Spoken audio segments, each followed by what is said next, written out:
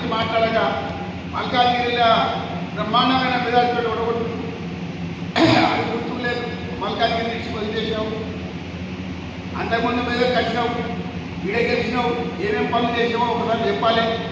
తర్వాత ఈ పోయి సిద్దిపేట మీద నచ్చకుండా పడుతున్నావు. పోనీ రాష్ట్రంలో కాంగ్రెస్ పార్టీలో నీ పదవి ఏదో ఒకసారి చెప్పాలి. జగ్గారెడ్డి మాట్లాడుతున్నట్టే ఆయన ప్రెసిడెంట్, వర్కింగ్ ప్రెసిడెంట్. నీ హోదా ఏంటి?